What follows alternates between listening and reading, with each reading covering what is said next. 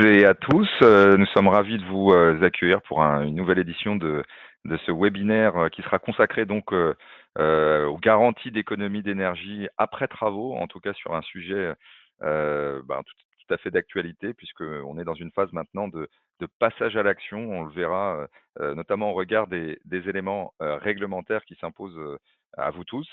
Maintenant, en fait, il y a certaines conditions. Aujourd'hui, vous le savez, aucun investisseur ne se lance sans un véritable business plan ou un plan, on va dire, de manière plus générale. Pourquoi concevoir ou rénover ces bâtiments sans suivi de performance? On peut se poser cette question et c'est la question qu'on va se poser ce matin. En tout cas, en 2025, l'enjeu n'est plus seulement de réaliser des travaux avec une simple obligation de moyens, bien sûr, de délivrer ces travaux, mais surtout de les garantir et garantir ces résultats.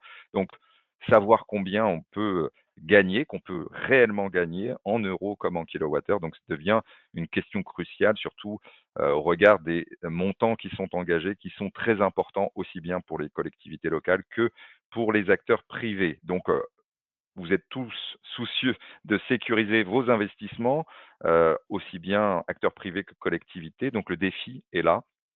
Faire de la performance énergétique un résultat mesuré et pas seulement une promesse, parce que effectivement les déconvenus peuvent être à fort impact.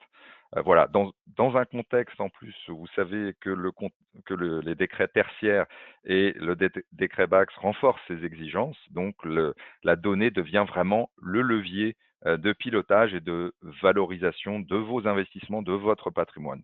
Voilà. Alors chez Sobre, notre mission, c'est justement de vous accompagner dans cette évolution du diagnostic, bien sûr, à la mesure des gains, on le verra tout à l'heure.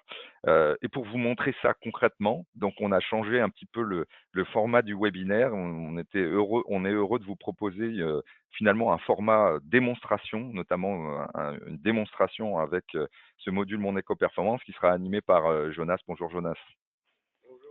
Qui est notre product owner et qui a conçu ce module pour vous permettre donc de suivre les économies post-travaux en toute transparence. Voilà, donc merci à toi Jonas et merci à toutes et à tous d'être avec nous pour ce webinaire. Donc un moment pour passer ensemble de l'investissement à la performance prouvée. Voilà, donc c'était une petite introduction pour que vous ayez en tête ce que nous allons aborder ce matin. Je vais simplement, avant de commencer, on fait toujours un petit peu un exercice de sondage de vos attentes, finalement de votre maturité sur cette thématique que nous allons aborder ce matin. Et donc voilà, s'affiche normalement sur votre écran une petite question très simple. Avez-vous déjà évalué la performance énergétique réelle des travaux réalisés sur vos bâtiments?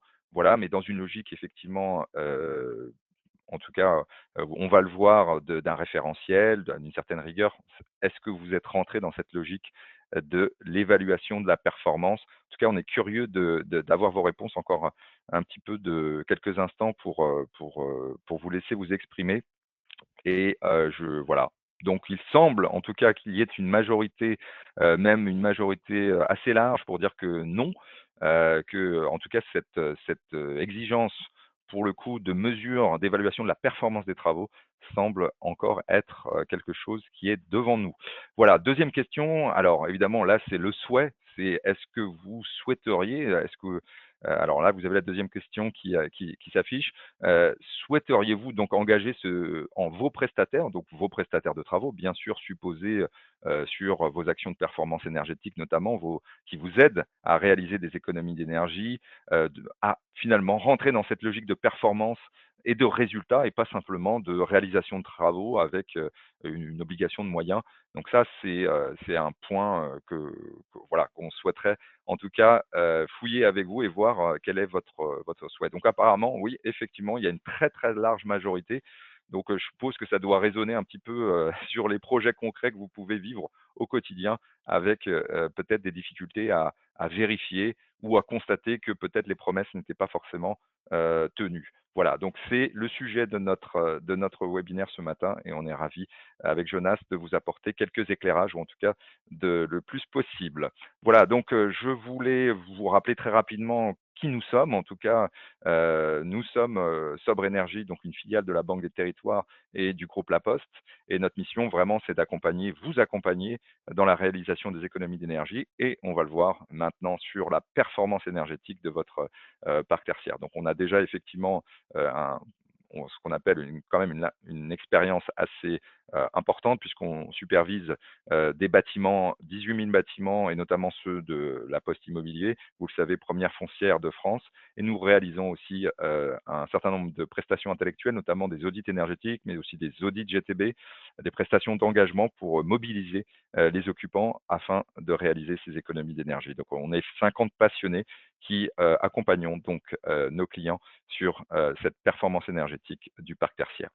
Euh, des éléments plus précis pour que vous ayez en tête. Là, on va vraiment rentrer dans le détail, notamment sur la partie démo qui sera réalisée par Jonas. Donc, ça veut dire que nous sommes éditeurs de logiciels d'une plateforme qui s'appelle Datamark Neo et notamment de ce module Mon Éco-Performance qui apporte, on l'espère, une vraie valeur ajoutée au marché et notamment aux acteurs qui sont en charge, qui ont la responsabilité d'un parc immobilier tertiaire toujours plus sobre.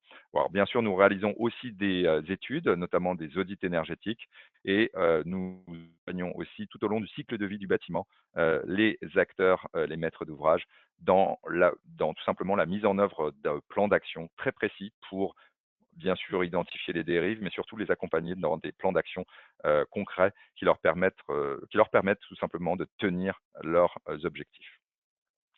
Voilà, sans plus attendre, on va rentrer dans le détail de cette exigence d'action et de résultats. Notamment, nous, on est persuadé que 2025, c'est finalement l'année charnière qui fait basculer les maîtres d'ouvrage dans l'exigence de résultats. Et pour certaines raisons, donc, nous avons fait évoluer notre plateforme. Juste pour que vous ayez en tête, avant de commencer, un petit panorama du marché des plateformes de ce qu'on appelle EMS, Energy Management System. Et nous, on est persuadé qu'il y a une évolution de la donnée vers la performance garantie. Alors, sans rentrer dans le détail de cet historique qui pourrait être un petit peu long, juste pour que vous ayez les grandes phases finalement des plateformes du marché. Finalement, il y a une première version, on va dire une première génération de plateformes qui consistait, et c'est toujours le cas, c'est toujours le métier aussi de Sobre, mais aussi de nos différents confrères. Mais cette période 2018-2021 où c'était en fait le but était de mesurer et surtout de comprendre les consommations énergétiques du bâtiment avec des indicateurs qui étaient ce qu'ils étaient, parfois avec des données incomplètes. Et il y a eu en fait une forme d'apprentissage de l'ensemble du marché. Donc cette évolution, elle est derrière nous. Elle s'est continuée notamment surtout pendant la crise énergétique, où là, je pense qu'il y a eu effectivement un coup de boost de la plupart des acteurs, mais aussi de Sobre Énergie à travers sa plateforme. Le but étant de collecter de manière le plus automatique possible les données, que ce soit des factures, des données, bien sûr, des distributeurs de réseau Enedis, GRDF, et d'établir finalement des tableaux de bord le plus dynamiques possible avec des indicateurs de performance, enfin des indicateurs de suivi des consommations d'énergie et avec des gains qui étaient estimés. Donc, bien sûr, Sobre fait partie des acteurs, mais des autres acteurs du marché se sont positionnés sur ce suivi et cette comparaison, soit pour le passé, soit permettant, dans le cadre d'un parc tertiaire, d'identifier évidemment les sites les plus énergivores. Nous sommes persuadés qu'il y a un troisième étage à la fusée, si on peut appeler ça comme ça, c'est-à-dire de basculer vraiment maintenant dans une logique de preuve de performance, en tout cas en mobilisant les efforts et les fonctionnalités nouvelles que nous apportons en tout cas sur des sites qui sont à fort potentiel d'économie, une fois qu'on identifier ceux qui sont les plus énergivores, qui vont apporter justement des économies d'énergie si on fait des travaux sur ces bâtiments, bah, tout simplement d'appuyer la décision d'investissement et surtout de mesurer, de vérifier les gains. Et cette analyse plus fine, plus granulaire de l'impact réel, en tout cas, c'est l'objectif d'agir, de prouver et de garantir. Et c'est le positionnement de Datamark Neo avec notamment son module Mon Éco-Performance. Et là, on est persuadé d'apporter en tout cas auprès de vous une valeur ajoutée supplémentaire par rapport aux différents acteurs du marché qui sont déjà présents.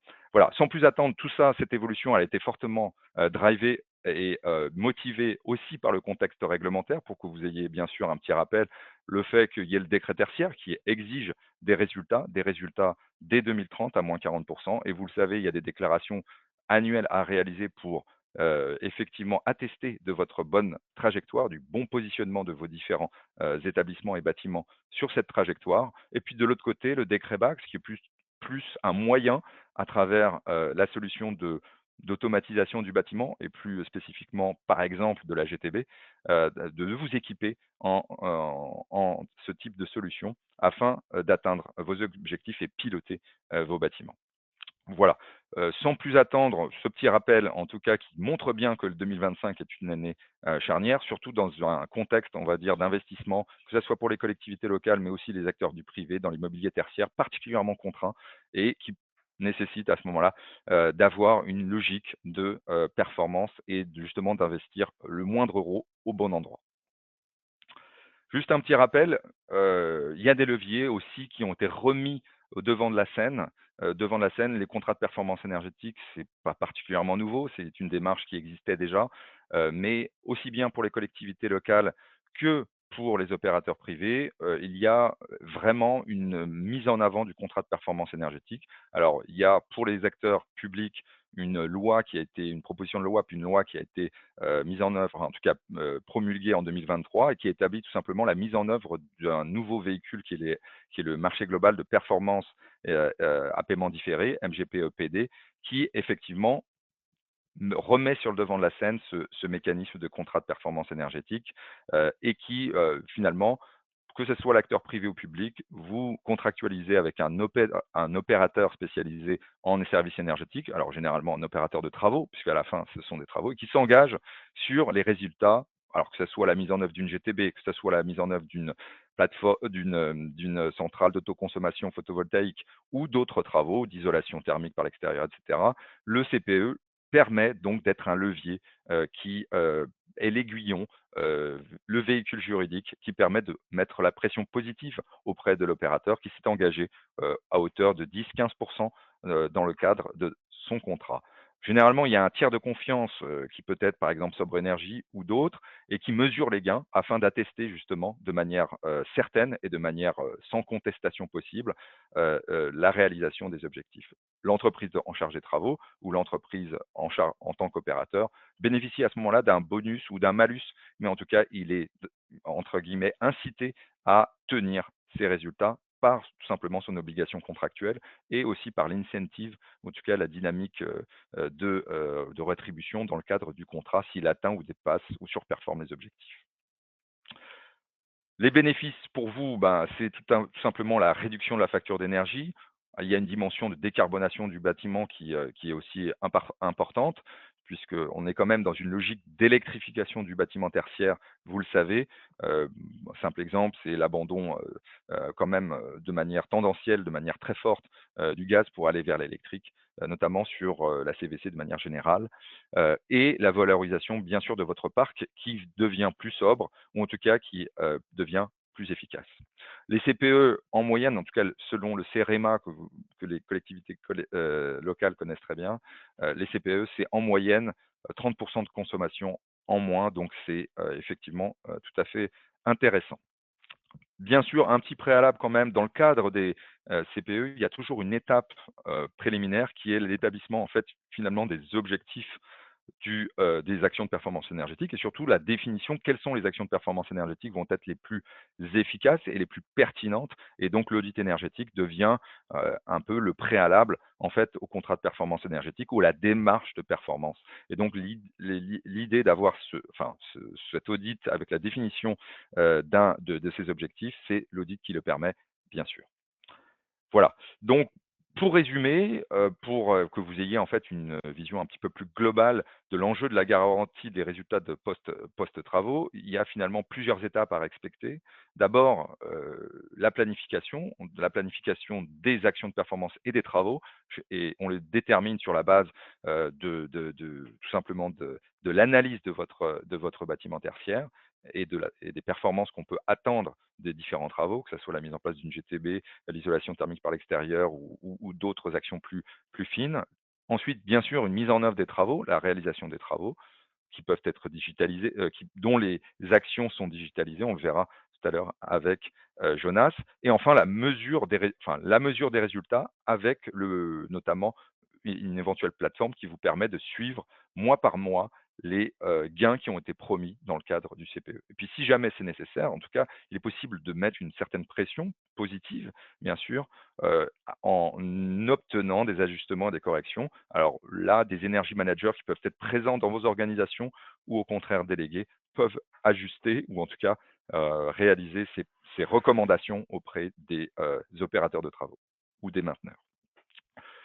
Voilà, donc l'idée, c'est qu'on vous propose, qu'on vous démontre, en tout cas maintenant, à travers la démo de Jonas qui va prendre la main dans quelques instants, cette plateforme digitale de management énergétique avec ce module qui est dédié à la performance énergétique en tant que tiers expert indépendant, c'est-à-dire que nous sommes l'assistant maître d'ouvrage qui vous aide et qui garantit en tout cas l'indépendance de l'évaluation des gains des travaux et des promesses tenues ou qui ne seraient pas forcément tenues. Donc ça, c'est très important d'investir quand même, de dédier pour un montant finalement qui est relativement modique à l'échelle des investissements de travaux qui sont très importants, finalement d'avoir cette garantie, cette garantie d'indépendance pour vérifier et mettre cette pression positive à travers ce module qui établit finalement les indicateurs et les partage de manière transparente auprès des acteurs travaux côté maîtrise d'œuvre, bien sûr maître d'ouvrage, et puis le tiers certifiant qui joue ce rôle finalement d'arbitre. Comment on vous accompagne? Ben, c'est à travers une méthode, et là Jonas va revenir dessus beaucoup plus en détail sur ce protocole de mesure et de vérification selon la méthode IPMVP. Donc nous avons aussi des energy managers qui ont été formés à cette méthode IPMVP qui est un plan de mesure et vérification, et ça nécessite d'avoir bien sûr une certaine rigueur et d'avoir accès à des données de manière importante, 12 mois avant minimum, avoir une référence statistique pré-travaux, puis avoir le suivi post-travaux avec l'individualisation et l'impact de chacun des travaux, mais agrégé à l'échelle de votre bâtiment. Voilà, donc sans plus attendre, Jonas, je vais te laisser la main pour que tu puisses démontrer justement comment on mesure les gains post-travaux à travers ce module. Et surtout, voilà, n'hésitez pas dans le chat, normalement à votre disposition sur cette interface, l'interface de ce webinaire, vous avez la possibilité de poser des questions. Surtout, n'hésitez pas dès maintenant à les rentrer. Et puis, on sera heureux à la fin de vous apporter toutes les réponses sur la façon dont on réalise cette mesure des gains post-travaux. Voilà, Jonas, je te laisse la main. Merci Arnaud pour cette introduction. Donc je prends la main et je vais pouvoir vous présenter un petit peu plus en détail le parcours que nous proposons aux utilisateurs pour mesurer les gains des travaux. Donc d'abord un petit retour sur les audits qui sont la porte d'entrée pour ce module. Alors pas la seule, on va le voir par la suite, mais une porte d'entrée notoire puisque c'est grâce à l'audit énergétique que l'on va pouvoir constituer le bouquet des actions que l'on souhaite réaliser sur son site. Donc là, nous nous retrouvons sur notre plateforme Datamark Neo, sur laquelle nous avons un module qui nous permet de visualiser les audits que nous avons digitalisés. Donc ici, on a un exemple d'un périmètre qui contient 5 audits qui ont été faits sur différents sites et qu'on va pouvoir retrouver donc de façon dynamique et centralisée via ce module. Donc, on a des informations principales qui nous rappellent les 5 audits que nous avons réalisés. Et ce qui nous intéresse principalement, ça va être les actions qui auront été préconisées au sein de ces audits. Donc, ces actions, on va toutes pouvoir les retrouver au sein d'un tableau qui résume les KPI principaux. Et puis, on va pouvoir filtrer les différents types d'actions qu'on aura qui auront été préconisées par les auditeurs qui ont donc réalisé les audits et puis digitalisé ces audits au sein de la plateforme. Alors, je rappelle ici que les audits que nous pouvons importer dans la plateforme et visualiser ici, ce sont des audits bien sûr réalisés par Sobre Energy, mais aussi nous sommes en mesure d'importer des audits qui auraient été réalisés par d'autres prestataires. Il suffira de faire un retravail dessus pour pouvoir les importer. Une fois que nous avons toutes ces actions-là, nous avons aussi en général dans les audits des scénarios qui sont préconisés. Donc des scénarios, c'est ce qu'on va aussi appeler bouquet d'actions. Et donc on va pouvoir combiner plusieurs actions entre elles dans une simulation thermique dynamique qui va nous permettre de visualiser l'interaction de ces actions-là entre elles et voir comment, lorsqu'on les réalise toutes en même temps, quel gain on peut obtenir. Donc ici, on a un rappel des investissements, des temps de retour sur investissement et des gains qu'on peut envisager en réalisant ces actions. Et puis ici, on a un petit rappel, enfin, on a un petit tableau, une petite cartographie qui nous permet de visualiser, voilà, en fonction des gains énergétiques et du TRI, les différents scénarios et APE que nous pouvons réaliser sur nos sites.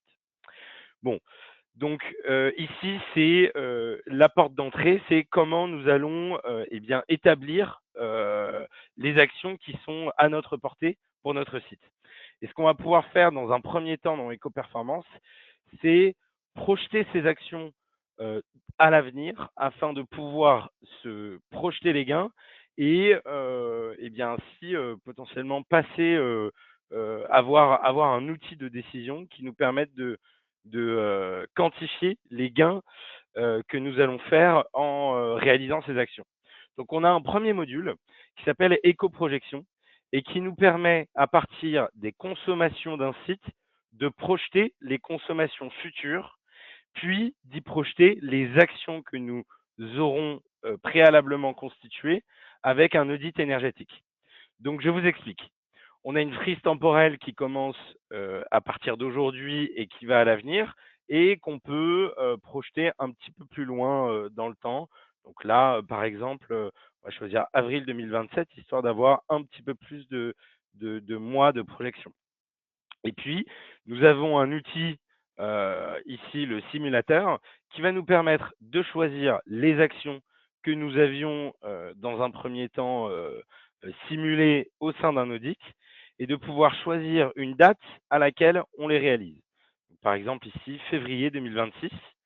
Et à partir du moment où je fais ce choix, on va pouvoir constater dans la frise temporelle une différence entre la consommation de notre site si nous n'avions pas réalisé d'action et la consommation de notre site en ayant réalisé une action, donc ici installation d'une GTB, et donc notre consommation objectif.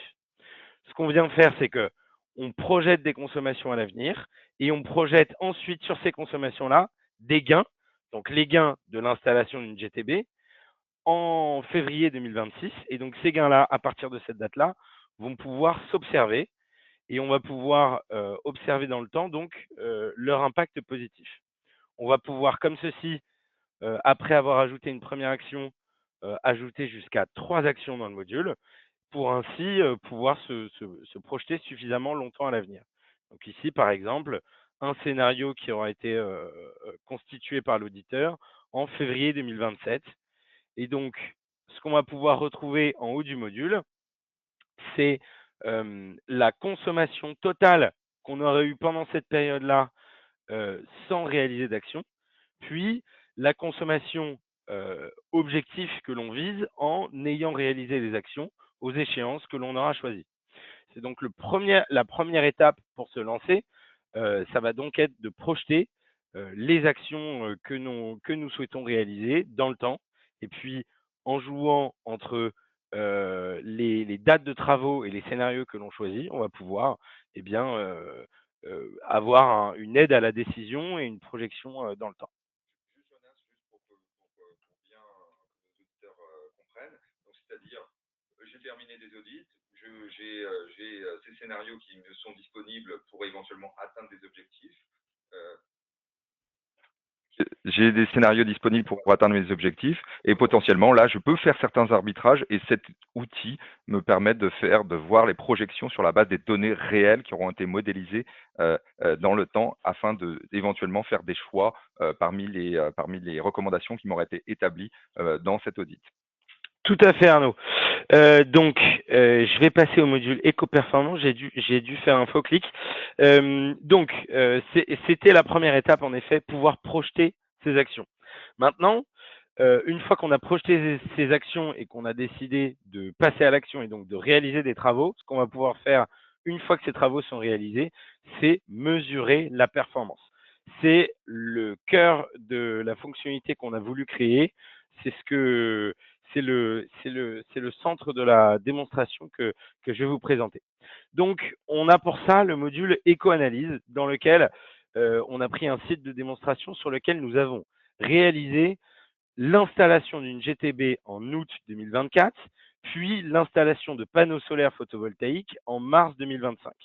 Donc on a ces deux actions qui vont s'enchaîner et qu'on va pouvoir retrouver dans une frise qui est semblable à celle que nous avons vue dans Éco-Projection, mais dans laquelle on voit des travaux cette fois pas qu'on projette dans le futur, mais qui ont été réalisés dans le passé.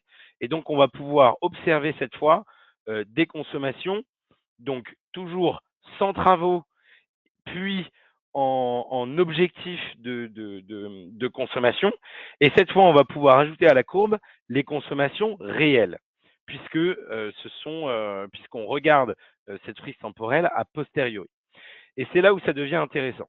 C'est qu'on va pouvoir observer nos consommations réelles et les comparer à nos consommations que nous devrions apercevoir si théoriquement avec les travaux que nous avions réalisés, et aussi les comparer avec les consommations que nous aurions eues si nous n'avions pas fait de travaux. Alors, je vois tout de suite vos sourcils se froncer. Comment nous avons reconstitué cette consommation sans travaux, donc comme si nous n'avions pas réalisé de travaux. C'est ce que je vous ai expliqué dans une deuxième partie un petit peu plus théorique. Pour l'instant, simplement, nous avons pu les reconstituer et c'est grâce à ça que nous pouvons observer les performances réelles des travaux. Donc, nous les traçons et ce que nous pouvons faire aussi, c'est observer la comparaison entre ces différentes consommations. Donc, nous avons ici un graphique dans lequel nous avons une ligne d'objectif de performance à respecter et en fonction de la surperformance de nos consommations ou de la surperformance, donc ici la surperformance en vert et la sous-performance en rouge, nous allons pouvoir observer mois par mois si nous avons fait un peu mieux ou un peu moins bien que ce qui avait été prévu à l'origine avant de réaliser les travaux. Et donc potentiellement, se retourner vers le prestataire des travaux pour eh bien, réajuster le tir. Peut-être que ce prestataire qui doit qui doit garantir la continuité de l'efficacité des travaux a des choses à faire pour justement les garantir. Et c'est ce module-là qui va vous permettre eh bien, de vous mettre autour de la table et de visualiser tous ensemble des chiffres qui vous permettent de vous mettre d'accord sur eh bien, est-ce que ce mois-ci, on aura sur ou sous-performé?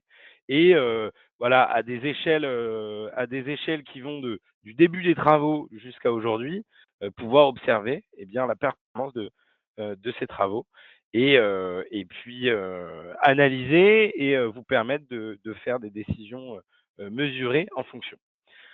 Donc ces frises temporelles, on va avoir sur le module évidemment un encart qui va vous agréger toutes ces consommations, dans lequel on retrouve donc les consommations que l'on aurait eues sans réaliser de travaux, les consommations objectifs, les consommations réelles, et donc l'écart avec la performance des travaux théoriques et la performance des travaux réels qu'on observe, et bien sûr l'écart qu'il y a entre les deux, et donc un écart qui sera à challenger de mois en mois.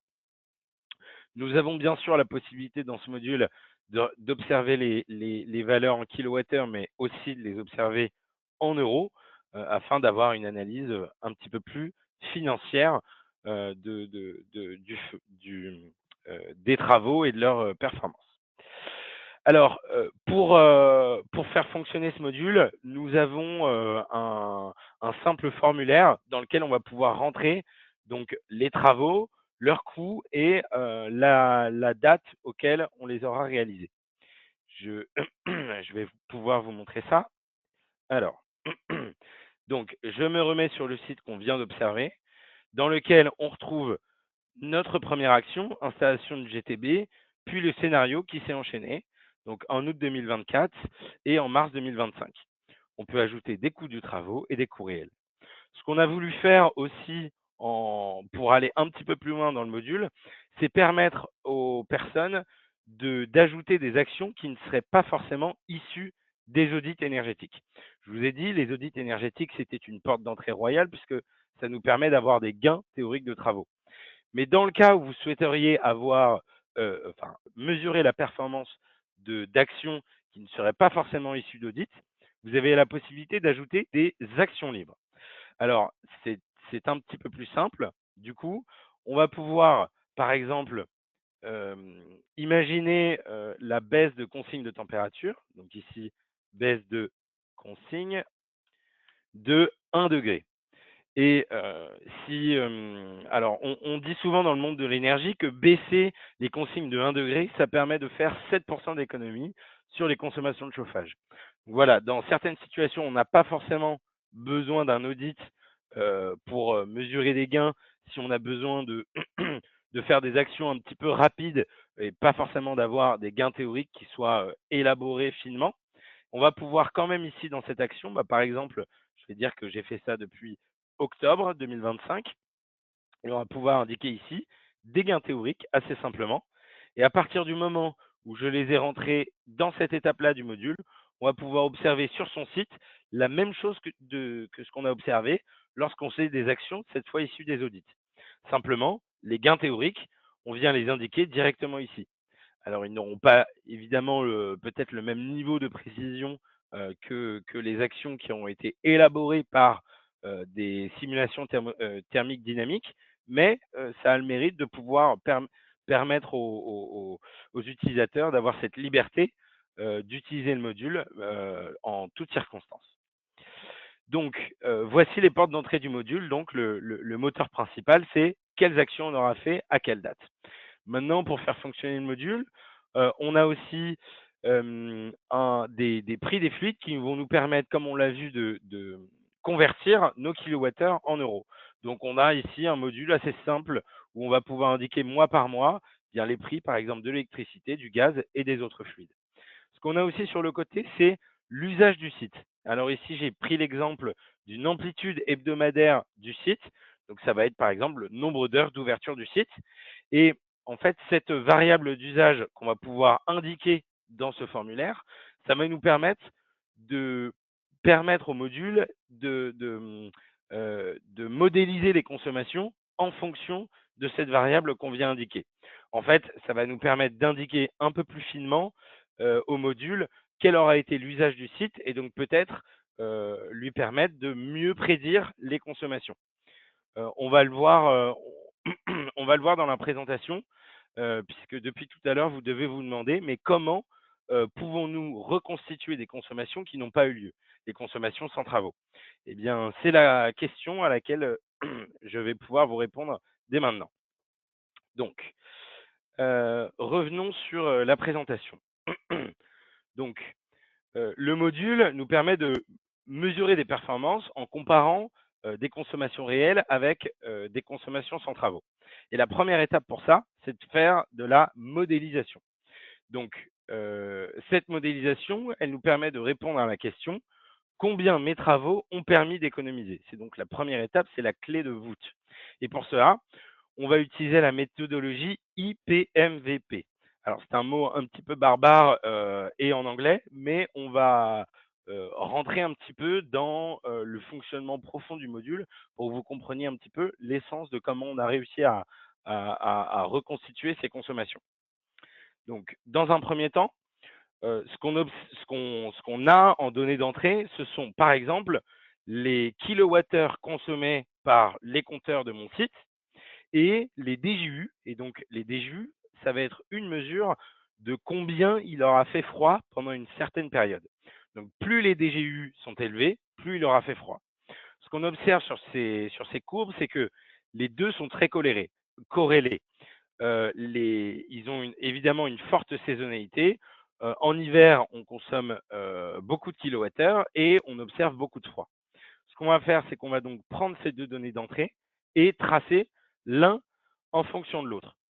Donc, on met les kilowattheures en ordonnée, on met des jus en abscisse, et ce qu'on observe, c'est une tendance du type, lorsqu'il fait plus froid, on consomme plus. Jusque-là, vous allez me dire rien de choquant, mais le tracé nous permet d'obtenir eh bien, une tendance et de la caractériser finement. Ce qu'on fait une fois qu'on a cette tendance-là, c'est qu'on va pouvoir dire à partir de la tendance qu'on a caractérisée, eh bien aujourd'hui, si jamais j'observe 600 de DGU sur un mois, je vais savoir que je suis censé avoir consommé environ 135 kWh par mètre carré. Et donc, ainsi, on va pouvoir deviner la consommation à partir du froid qu'il aura fait à un moment donné. Et donc, ce mécanisme-là nous permet, après qu'on ait réalisé des travaux, de reconstituer des consommations telles que le profil avant travaux nous prévoyait de consommer. Et donc, ce qu'on a vu tout à l'heure, ça vient de ce principe-là. Nous reconstituons d'un côté des consommations sans travaux et de l'autre, on observe les consommations réelles. Et le différentiel entre les deux nous permet de mesurer euh, une performance de travaux. Là, nous avons fait le travail avec de la rigueur climatique de froid. Donc, plus il a fait froid, plus on consomme. Mais en fait, on peut le faire avec tout un ensemble de données. On peut le faire avec des DGU chauds, on peut le faire avec euh, de l'usage hebdomadaire sur le site et autres. Alors, pour aller un petit peu plus dans le détail sur ce que sont les DGU, eh bien, les DGU, c'est une mesure journalière d'un différentiel de température. Donc, si on parle par exemple de DGU 18 degrés, ce qu'on va faire, c'est que sur un jour où il a fait 10 degrés, on va mesurer la différence qu'il a fait entre 10 et 18 degrés, et donc ça va nous donner 8. Et on va le cumuler sur une période, par exemple un mois, et ça va nous donner par exemple 300 pour un mois d'hiver. Donc un mois d'hiver, il aura fait, quand on cumule les DGU de tous les jours, 300. Et donc plus les DGU augmentent, plus il aura fait froid sur un mois. Donc c'est peut-être un petit peu barbare, mais les professionnels de l'énergie utilisent énormément cette valeur justement pour la corréler avec les consommations. Donc, on utilise cette mesure pour le froid, cette mesure pour le chaud, et puis on va venir essayer de corréler potentiellement beaucoup d'autres données. Et plus on arrive à corréler de données, plus on arrive à donner une mesure, enfin une prédiction des consommations qu'on aurait eu sans travaux fine, et donc une mesure de la performance fine elle aussi. Je pense que vous allez avoir beaucoup de questions pour notre séance de questions-réponses. Donc, euh, je pense que tous vos doutes vont s'évaporer à ce moment-là. Alors, on va commencer à relire vos questions. 30% de gains avec un CPE par rapport à quelle situation initiale? Alors, je pense que ce chiffre-là, il est donné de façon générale en observant en fait l'ensemble des bâtiments qui ont établi des CPE et comment, enfin, quels objectifs d'économie d'énergie ils ont été visés. Alors, Oui, juste complète, juste pour Jonas, il s'agissait effectivement d'une étude du CEREMA qui forcément se base sur les déclarations des participants ou des adhérents au CEREMA qui ont bien voulu partager leurs données. Donc là, il faudrait rentrer dans le détail de cette étude pour reprendre tout simplement les bases, les niveaux de consommation et quelle maturité en fait ce bâtiment avait.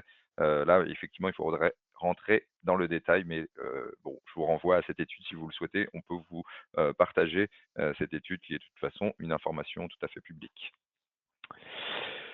quid si déjà des contrats d'exploitation depuis plusieurs années, notamment avec intéressement? Alors en effet, dans cette étude, il est peut-être question plutôt de nouveaux contrats de performance, là où il n'existait pas peut-être au préalable de contrats d'exploitation. Mais en effet, les CPE ont une logique qui est assez proche des contrats d'exploitation, notamment pour ce qui est de l'intéressement, qui est un mécanisme très intéressant pour permettre aux personnes enfin aux prestataires de travaux d'être objectivés sur la performance réelle que l'on observe. Les actions menées par la GTB révèlent-elles de la sobriété énergétique? Eh bien, En fait, tout dépend de ce que vous mettez dans le contrat de performance énergétique, notamment puisqu'on en parle ici. Hem, des fois, les actions de la GTB sont, eh bien, au bon vouloir du maître d'ouvrage, de mettre des personnes qui vont s'occuper de la GTB, qui vont s'occuper des consignes et cetera. Et en général, ce qu'on observe dans ces situations-là, c'est qu'en fait, les GTB sont relativement sous-utilisés. Ou alors, si on fait, le choix de confier, l'exploitation et la GTB à une entreprise et de l'objectiver dessus, en général, ce qu'on observe, c'est de bien meilleurs résultats sur la GTB qui, cette fois, va être, dont les réglages et le pilotage de cette GTB vont être challengés et donc beaucoup plus efficaces. Alors juste pour, rebondir, effectivement, les actions menées par la GTB relèvent-elles de la sobriété énergétique? Ça peut faire aussi référence à certains plans de sobriété qui avaient été mis en œuvre, en 2022-2023, un petit peu en urgence, où il y avait en fait une logique de, dégradation un peu du confort parce qu'il fallait absolument, absolument atteindre les objectifs, étant donné le contexte géopolitique. Et bon, la GTB, bah, là, pour le coup, c'était pas, ça rentrait pas dans la logique d'un plan de sobriété d'urgence, on va dire. Maintenant, là, dans le cadre notamment des exigences réglementaires, notamment du décret BACS, là, on est dans une logique, en fait, dans un temps plus long, moins urgent, entre guillemets.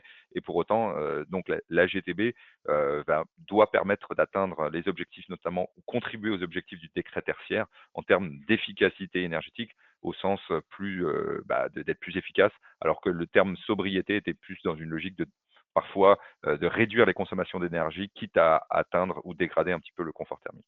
Tout à fait. Je vois pas mal de questions par rapport au DJU. Alors oui, oui, comme je l'ai expliqué tout à l'heure, je ne sais pas si j'ai déjà répondu à votre question, mais le DJU est en effet une mesure qui est journalière. Et puis nous, on la cumule mensuellement pour l'affichage, mais tous nos calculs se font quand ils peuvent se faire à la maille journalière pour ensuite être amenés uniquement au côté affichage à la maille mensuelle, puisque ça va être un petit peu plus agrégé, un petit peu plus facile à voir. Alors Jonas, est-ce que tu peux peut-être nous, parce qu'effectivement il y a quand même des questions, il y a des gens qui se posent la question de qu'est-ce qu'un DJU? Ou alors si on peut reprendre la base hein, Ouais, du DJU qui peut être froid, chaud, voilà, et voilà. peut-être replacer juste ce Mmh, mmh, contexte mmh. de DJU. Oui, oui, oui. Donc, je vais refaire cette explication. Donc, ça va être une mesure journalière, donc entre une température de référence et la température qu'on observe à un jour donné. Donc, s'il fait par exemple 10 degrés, comme il le fait actuellement en octobre, et que on essaye de mesurer des DGU en base 18, on va mesurer la différence entre la base de notre DGU, donc 18, et la température du jour. 10 degrés. Et donc cette différence-là nous donne 8. Et donc quand on cumule 2 jours où il a fait 10 degrés, ça nous donne 16, etc., sur une échelle de temps donnée. Et donc sur cette échelle de temps, on va pouvoir mesurer le froid qu'il aura fait pendant cette période grâce à cette mesure des DGU. Alors, on utilise une base 18 degrés parce que la plupart de nos bâtiments sont relativement chauffés à cette température-là, et donc c'est une température pertinente, puisque on va pas chauffer en dessous de, enfin, on va pas chauffer à partir de 14 degrés, on va chauffer à plus que 14 degrés, on va chauffer à 18 degrés, donc c'est une température pertinente. Euh, Si jamais on regarde les consommations d'un gymnase, par exemple, on va peut-être être intéressé à regarder des DGU en base 14. Mais bon, ça c'est encore pour une autre, pour aller un peu plus loin Alors peut-être dans le d'autres calcul. questions. Effectivement, il y a pas mal de questions. Alors je Ouais. vais juste, je vais te poser la question. Comment alors ça, c'est plus sur l'appréciation, comment l'influence des usages humains, sont pris en compte, au regard de, la tempéra comment l'influence des usages humains sont-ils pris en compte, heu, au regard de la température, l'influence des usages humains? Alors peut-être, tu faisais référence, toi, à l'occupation, l'amplitude horaire, Voilà, et cetera. l'amplitude hebdomadaire sur une journée, en effet. Hop. Oups. Alors, comment sont-ils pris en compte? Alors, pour l'instant, ce qu'on fait par défaut dans le module, c'est de corréler les consommations avec les DJU froids pour bien les consommations hivernales et les DJU chauds pour, par exemple, les consommations des électricités, de la clim en été. Mais en effet, on va pouvoir venir corréler d'autres choses. Alors, comment sont-ils pris en compte? Eh bien, à peu près de la même façon que les DJU chauds ou froids. En fait, on vient corréler les données et mesurer entre nos deux échelons de données, enfin nos deux datasets de données, on vient mesurer la corrélation qu'il y a entre les deux. Donc, c'est ce qu'on appelle de la régression linéaire. Mais en fait, il y a tout un champ de la data science et de la prédiction de données qui essayent par différentes approches d'essayer de eh bien, corréler deux datasets entre eux pour ensuite prédire l'avenir. Donc, bon, il y a plein de champs d'application dans le bancaire, dans la prévision de vente, etc. Nous utilisons eh bien, pour prédire des consommations. Et donc, c'est des domaines très vastes dans lesquels bon, l'exercice est toujours le même. On prend deux datasets de données qu'on corrèle, puis on essaye de prédire l'avenir avec. Nous, pour l'instant, nous le faisons avec de la régression linéaire. Donc, c'est de la méthodologie assez simple. Le seul critère d'entrée, on va dire, pour pouvoir faire ça, c'est bien évidemment d'avoir de la donnée. Et donc, pour ça, on peut imaginer avoir, eh bien, par exemple, des capteurs de température qui seraient à l'intérieur du bâtiment, ou alors un compteur de nombre de personnes par jour. En fait, on peut tout imaginer comme dataset de données à donner, à alimenter dans le module pour affiner la prédiction qu'il fait. Voilà, pour l'instant, on peut rentrer une donnée mensuelle dans le module, mais en fait, on peut tout imaginer, des données journalières, des données horaires, des données mensuelles. euh, pour tout type de données, en fait, il suffit juste que, à partir du moment où la donnée qu'on essaye de rentrer dans le module est à peu près corrélée avec les consommations, eh bien, ça va pouvoir affiner la prédiction. Merci pour cette réponse en tout cas précise et on voit qu'effectivement il peut y avoir différents inputs en dataset. Alors juste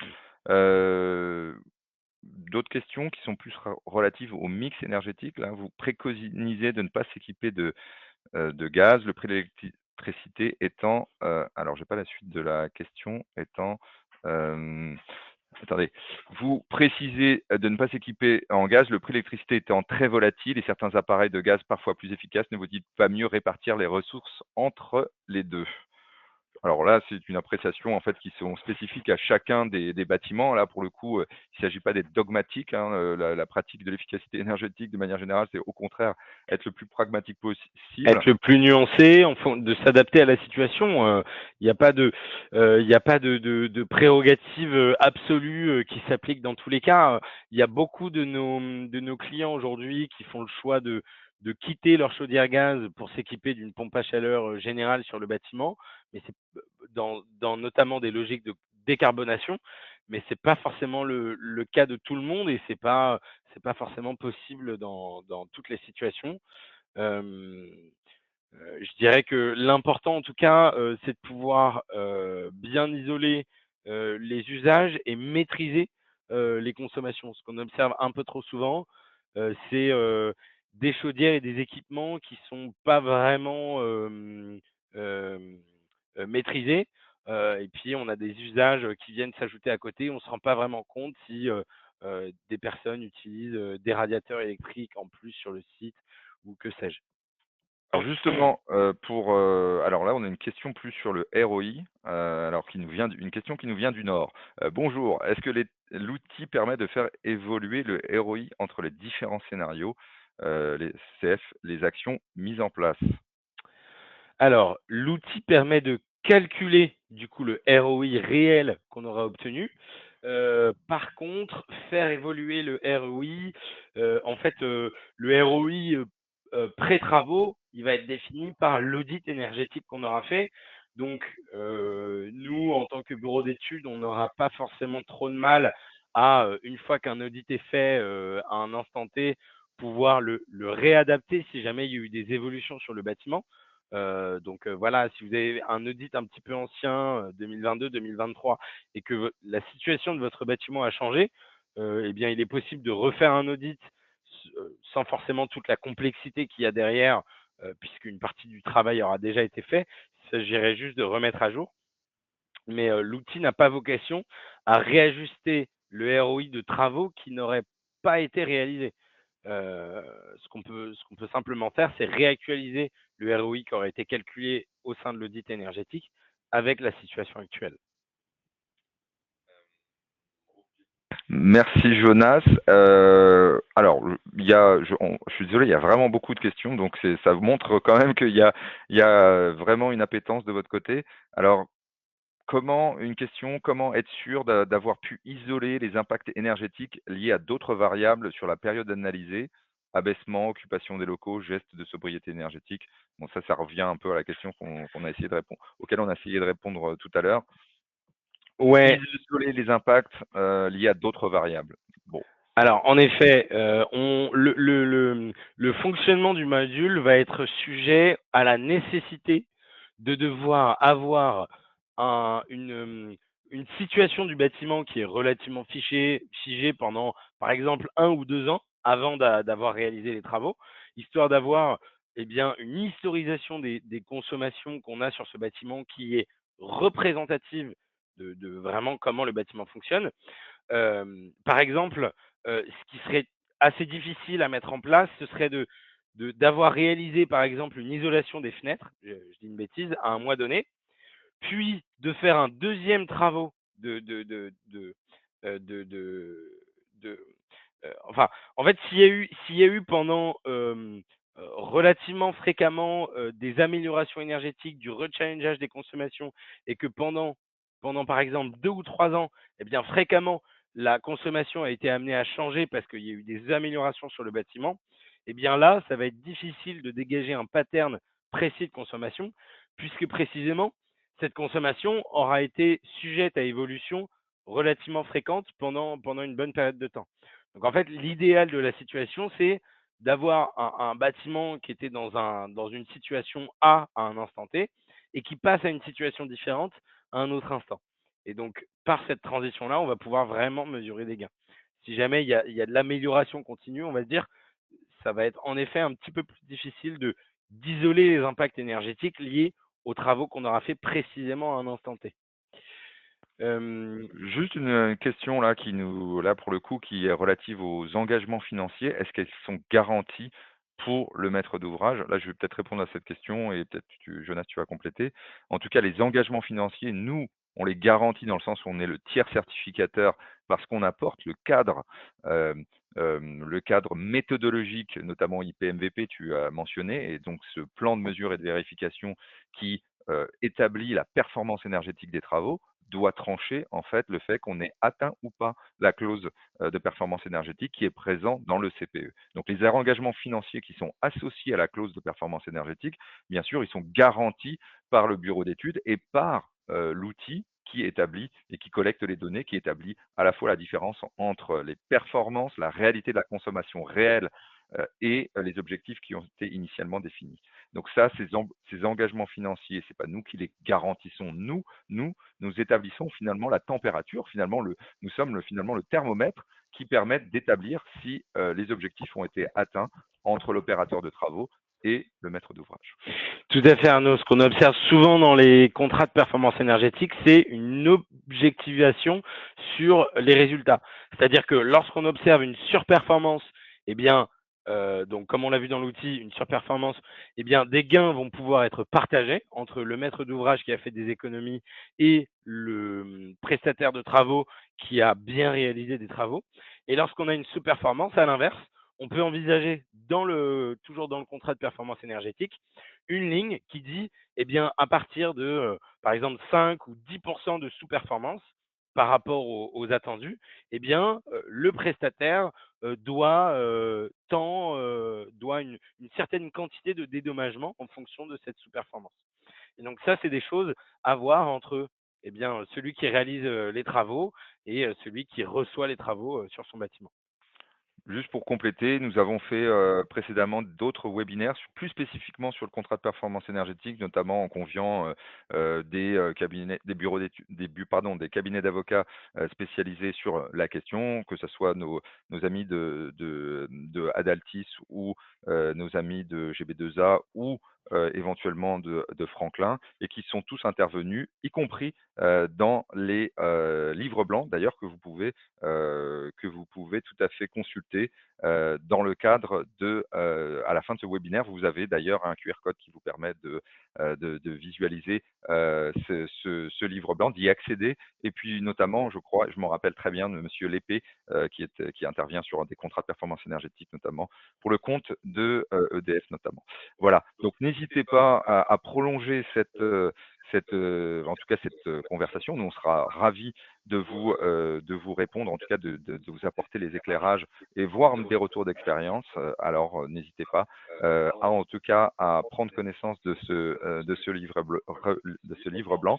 Et pour le coup, nous, si ce nouveau format qui est plus court, en tout cas qui est plus orienté sur la démo, alors je vous engage d'ailleurs, vous voyez sur votre écran la possibilité d'essayer gratuitement mon éco-performance. Finalement, tout ce que vous avez vu avec Jonas, et je te remercie, d'accéder finalement à un compte de démo, si vous le souhaitez. En tout cas, on peut vous laisser naviguer dans un compte de démo avec les travaux qui ont été suivis, etc., avec des données réelles. Ça vous permet de prolonger finalement la réflexion, si cette démarche vous intéresse. Et puis, tout à fait, on peut aussi rester en contact, bien sûr, quand vous le souhaitez, et prolonger en tout cas nos échanges dans les jours qui viennent. Voilà. Alors une dernière question, peut-être d'ailleurs une dernière question sur la base de ce que vous avez vu, parce que nous on a besoin aussi de retours un peu en live. Est-ce que cette démarche, est-ce que vous souhaitez être contacté pour une démonstration plus personnalisée, en tout cas de Datamark Neo? Voilà, n'hésitez pas. Nous, on est bien sûr, en tout cas, tout à fait intéressé pour prolonger nos échanges. Voilà. Bon, écoutez, en tout cas, j'étais ravi de vous présenter avec Jonas, et merci Jonas encore, et ce nouveau format, plus orienté démo, et on sera ravi de vous partager aussi de nouvelles fonctionnalités autour de mon éco-performance dans les prochaines semaines. Merci à tous et très bonne journée. Merci Arnaud, au revoir.